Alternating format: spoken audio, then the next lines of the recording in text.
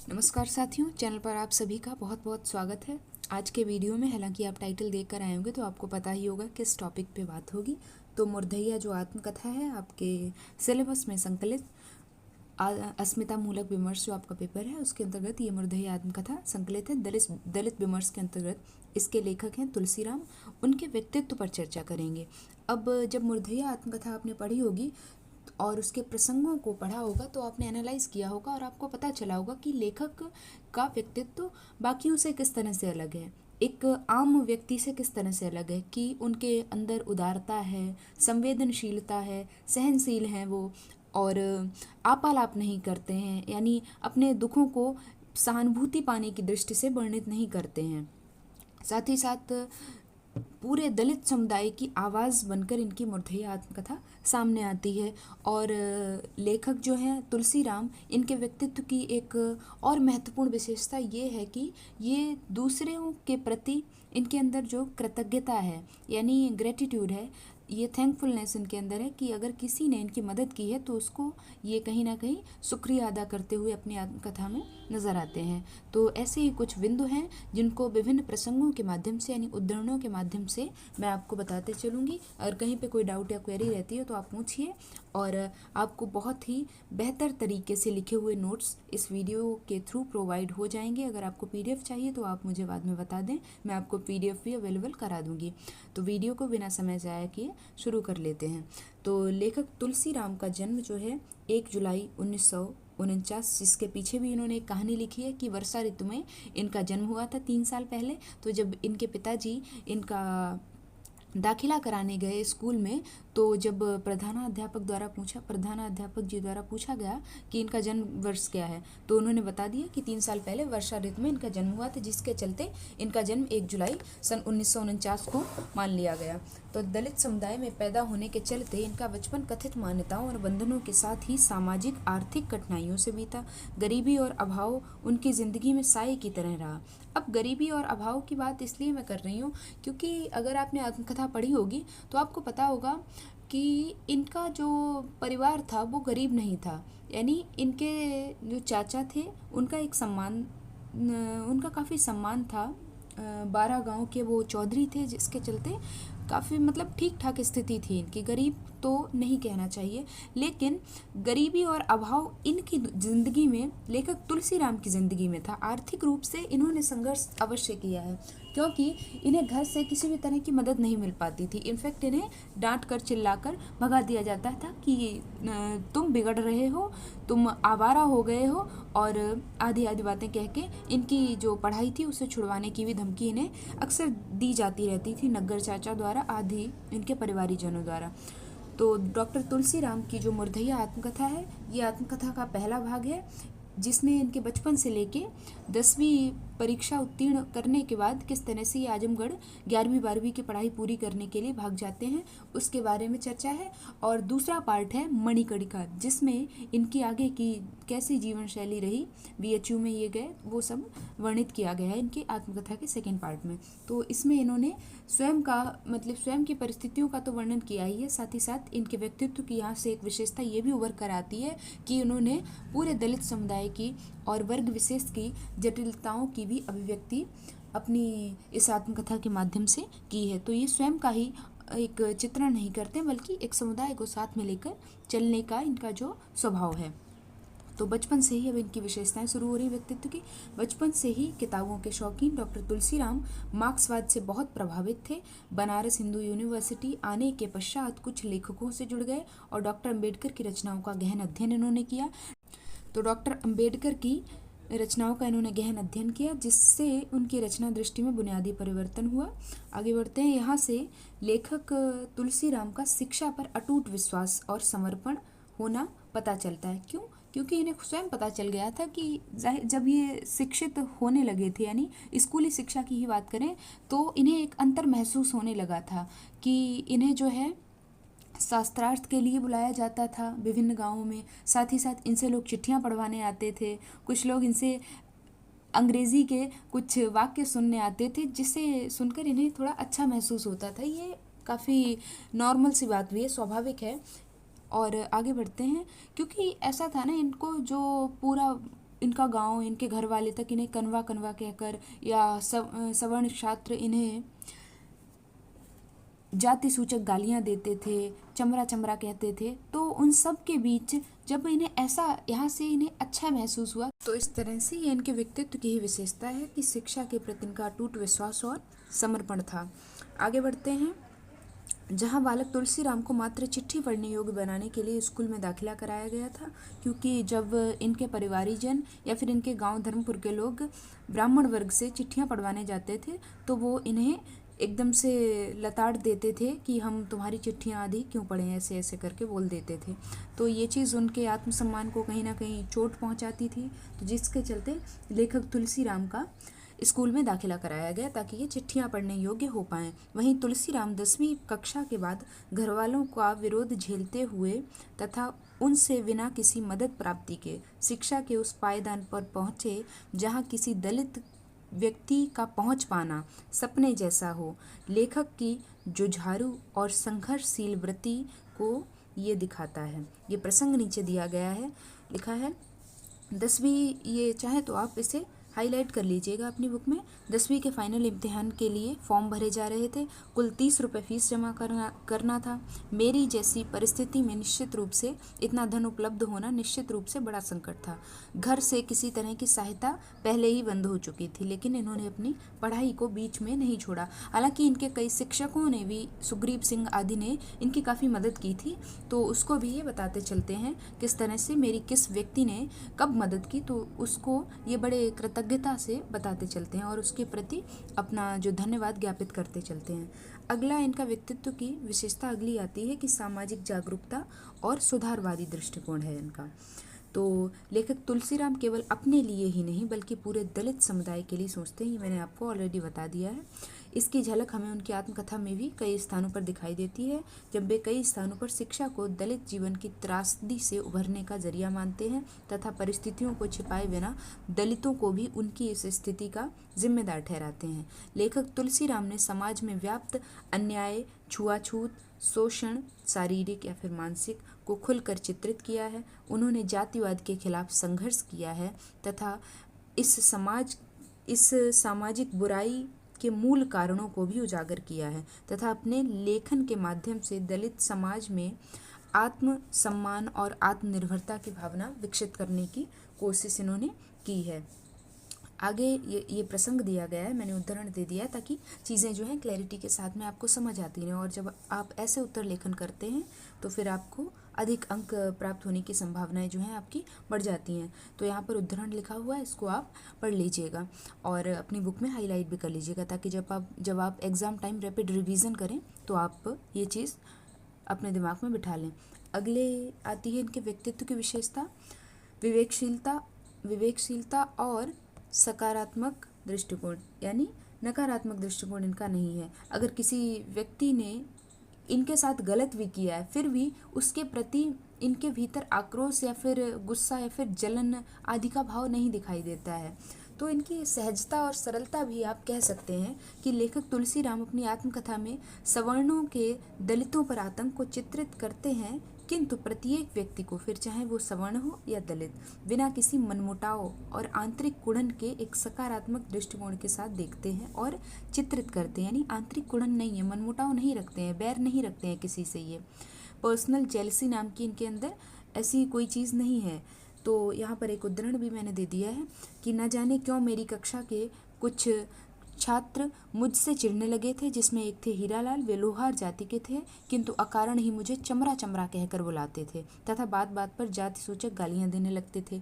हीरालाल की एक विशेषता यह थी कि वे फुटबॉल के अच्छे खिलाड़ी थे। अब देख सकते हैं कि हीरालाल इनके तुलसीराम के प्रति किस तरह का भाव रखते थे, लेकिन उसके बावजूद भी लेखक तुलसीराम के भीतर हीरालाल के प्रति कोई ऐसी मनमुटाव या फिर आंतरिक कुड़न नहीं दिखाई देती है। वो उनकी विशेषता के बारे में भी जिक्र करते हैं कि वे फुटबॉल के अच्छे खिलाड़ी हैं और इसका मैं भी बहुत बड़ा प्रशंसक हूँ, लेकिन न जाने क्यों वो मुझे जन्मजात दुश्मन समझते हैं। आगे आया है, ये मैं आपको बता दूं, ये उद्धरण जो है मैंने भूतनिया नागिन नाम का जो आई थिंक 5वां अध्याय है उससे दिया है। आगे आता है तुलसीराम, जिन्हें बचपन में ही अपशगुन करार दे दिया गया था, क्योंकि इनकी एक आँख की रोशनी चली गई थी और ये काने हो गए थे, जिनके चलते इन्हें लोग अपशगुन की श्रेणी में इनके परिवार वालों ने ही डाल दिया था, जबकि इसमें इनकी कोई गलती नहीं थी। चेचक की महामारी इनके गांव में फैली थी और अंधविश्वासों के चलते इनका इलाज नहीं कराया गया, जिसका खामियाजा इन्हें भुगतना पड़ा। अपने विवेक, विनम्र, ये भी इनके व्यक्तित्व की विशेषता है, विवेकशीलता, विनम्र स्वभाव है, सहनशील स्वभाव है के चलते शिक्षा के क्षेत्र तथा जीवन क्षेत्र में इस मुकाम को हासिल कर पाया। यंत्रणाएं और शोषण झेलने के पश्चात भी लेखक तुलसीराम सदैव लड़ाई झगड़ों से दूर रहे, क्योंकि वे नहीं चाहते थे कि इन सब के चलते उनकी पढ़ाई छूट जाए। ये बात आपने कई जगह पर नोटिस की होगी कि ये जो है लड़ाई आदि से स्वयं को पीछे रखते हैं, बचते रहते हैं, क्योंकि ये नहीं चाहते कि इन सब के चलते इनके घर वाले इन्हें आवारा वैसे भी पहले से ही कहते थे, लेकिन इस तरह की अगर क्रियाओं में ये संलग्न रहने लगे तो इनके घर वाले इनकी पढ़ाई छुड़वा देंगे। यहाँ पर मैंने एक उदाहरण दिया है, आप इसको जो है हाईलाइट कर लीजिएगा और इसको पढ़ लीजिएगा। आगे बढ़ते हैं। कृतज्ञता और विनम्रता इनके स्वभाव के दो अहम पक्ष हैं। मुर्धेय आत्मकथा में कई स्थानों पर लेखक तुलसीराम ने जीवन के विभिन्न पड़ावों की समस्याओं को बताते हुए उन सभी व्यक्तियों के प्रति, फिर चाहे वो संकटा सिंह हो, ये कुछ व्यक्तियों के नाम है। संकटा सिंह इनके कक्षा का ही एक सहपाठी था, हालांकि वो भी सवर्ण जाति का ही था, क्षत्रिय था, लेकिन उसके भीतर इनके प्रति किसी तरह का द्वेष नहीं था कि ये दलित समुदाय के हैं तो मुझे उनके भीतर मतलब अछूत या छूत अछूत जैसी भावना नहीं थी। और अध्यापक सुग्रीव सिंह, जिन्होंने इनकी विभिन्न स्थानों पर फीस देने की बात हो या फिर इन्हें मोटिवेट करने की बात हो कि दलित होने के चलते सवर्ण छात्र तुम्हारा कुछ नहीं बिगाड़ सकते हैं, तुम जो है मन लगाकर पढ़ाई करो। संकटा सिंह के प्रति इन्होंने धन्यवाद ज्ञापित किया, क्योंकि संकटा सिंह ही वो व्यक्ति हैं या फिर वो छात्र हैं जिन्होंने इन्हें पढ़ना लिखना सिखाया था। पढ़ना लिखना इन द सेंस अक्षर ज्ञान संकटा सिंह के द्वारा ही इन्हें मिला था। चिंतामणि सिंह से काफ़ी इन्हें मदद मिली थी। कृतज्ञता ज्ञापित करते हुए उनका आभार व्यक्त करते चलते हैं। आत्मकथा में निम्नलिखित प्रसंगों के माध्यम से इनके व्यक्तित्व का ये पहलू हमें समझ आया है। अब यहाँ पर ये जो उदाहरण है आप इसे हाईलाइट कर लीजिएगा कि का खा गा घा लिखना सीख पाया वह विषाद पढ़ने वाले एक संकटा सिंह की मदद से। अधिसंख्य दूसरा प्रसंग है। अधिसंख्य अध्यापक भी क्षत्रिय थे। ऐसे अध्यापकों में एक थे सुग्रीव सिंह। वे हिंदी पढ़ाते थे और मुझे खूब प्रोत्साहित करते थे। जो लड़के मुझे चिढ़ाते उनके बारे में वे कहते, इन लड़कवन से मत डरिया, इनका ठकुराई ना चली, शीघ्र ही वे मेरे संरक्षक जैसे बन गए। और कई स्थानों पर फीस आदि भी संकटा सिंह द्वारा ही लेखक की जमा की गई है, तो वहाँ पर भी सुग्रीव सिंह जी ने, माफ़ कीजिए, सुग्रीव सिंह ने इनकी काफ़ी मदद की थी। लेखक ने अपने मित्र चिंतामणि सिंह के प्रति भी आभार प्रकट किया है, जिनकी बदौलत लेखक को अच्छा खाना और पढ़ने का स्थान नसीब होता था, क्योंकि इनके घर वाले इनकी शिक्षा के बिल्कुल ही विरुद्ध हो गए थे। जब इन्होंने चिट्ठियाँ पढ़नी लिखनी सीख ली थी, फिर वो इन्हें आगे की शिक्षा परस्यू करना नहीं देना चाहते थे, क्योंकि इनके गांव में एक धारणा फैली हुई थी कि अधिक पढ़ने से व्यक्ति पागल हो जाता है। इस अंधविश्वास के चलते इनकी पढ़ाई को रुकवाया जा रहा था। तब इनके मित्र चिंतामणि सिंह, जो कि सवर्ण छात्र ही थे, उन्होंने इनकी काफ़ी मदद की थी। आगे बढ़ते हैं। इनके व्यक्तित्व का अलग पहलू आता है और विशेषता कि ये जो है बौद्ध धर्म से और अम्बेडकरवादी विचारधाराओं से काफ़ी प्रभावित और प्रेरित थे, जिसका संकेत हमें इनके आत्मकथा पढ़कर मिलता है। तो लेखक तुलसीदास जब 10वीं कक्षा के बाद आगे की पढ़ाई के लिए गृह त्याग कर आजमगढ़ आए तो वहाँ के अम्बेडकर हॉस्टल में रहने लगे, जहाँ उन्हें डॉक्टर भीमराव अम्बेडकर जी के जीवन संघर्षों और संपूर्ण दलित समुदाय के लिए किए गए संघर्षों और योगदानों के बारे में पता चला। डॉक्टर अंबेडकर जी का बौद्ध धर्म अपनाना लेखक को प्रिय लगता था। डॉक्टर अंबेडकर बौद्ध धर्म ग्रहण कर लिए थे, ये प्रसंग आया है, इसको आप हाईलाइट कर लीजिएगा।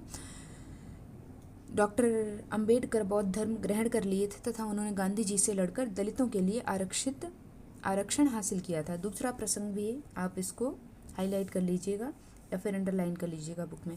तुलसीराम जी ने अपने आत्मकथा मुर्धेया के 6ठे अध्याय, जिसका शीर्षक है चले बुद्ध की राह, में महात्मा बुद्ध के सिद्धांतों का चित्रण करते हुए आगे की शिक्षा के लिए उनसे प्रभावित होकर ही गृह त्याग करने का फैसला लिया था।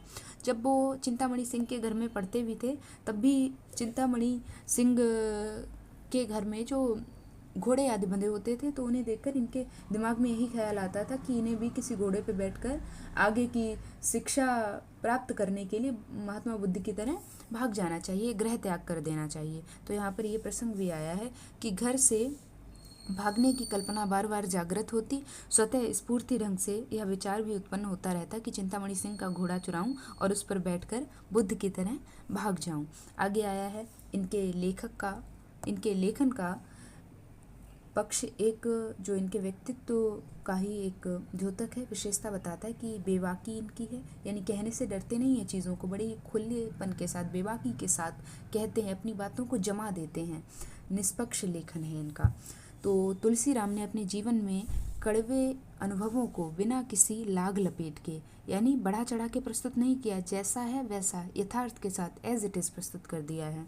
वे किसी भी बात को छुपाते नहीं हैं। अब चाहते तो इनके पास ये ऑप्शन था, क्योंकि जो लेखक है वो आत्मकथा के प्रसंगों को स्वयं चुनता है, तो वो कुछ प्रसंगों को छोड़ भी सकता है, लेकिन यहाँ पर इन्होंने अपने जो परिवारी जन थे, भले ही इनके पिता का इनकी माता के प्रति जो गलत व्यवहार हो, शारीरिक हिंसा आदि जो करते थे, उसको भी इन्होंने चित्रित किया है, और अपने घर वालों द्वारा इन्हें कनवा कनवा कहकर पुकारना, उसको भी चित्रित किया, दादी का प्यार जो है इनके प्रति उसको भी चित्रित किया। तो वे किसी चीज़ को छिपाते नहीं हैं।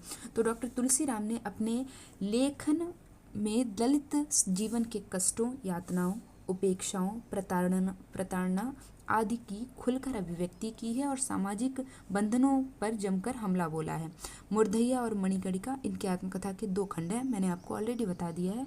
2 खंडों में बटी उनकी आत्मकथा अनूठी साहित्यिक कृति होने के साथ ही पूर्वी उत्तर प्रदेश के दलितों के जीवन स्थितियों का 60 और 70 के दशक में, यानी 60s और 70s का जो टाइम पीरियड था, उसमें इस क्षेत्र में वाम आंदोलन की सरगर्मियों का जीवंत खजाना है। अपनी इस आत्मकथा में बाबा साहेब भीमराव अम्बेडकर के सामाजिक आत्म को प्रोफेसर तुलसीराम ने अपनी स्मृतियों के सहारे अपने आत्म से जोड़कर प्रस्तुत करने की कोशिश की है। निष्कर्ष पर बात कर लेते हैं कि अभी तक हमने क्या जाना, क्या सीखा, और इस आत्मकथा में बेसिकली इनके व्यक्तित्व के किन किन पहलुओं पर बात की गई है, या किन किन पहलुओं के बारे में हमें समझ में आता है। तो तुलसीराम का व्यक्तित्व प्रेरणादायक है, संघर्षशील है, समाज सुधारक है, और इनकी आत्मकथा मुर्धैया एक ऐतिहासिक दस्तावेज बन जाता है जो दलित समाज के संघर्ष और विजय की कहानी कहती है। इन्होंने शिक्षा, आत्मसम्मान और सामाजिक जागरूकता के माध्यम से अपने जीवन को एक नया आयाम दिया।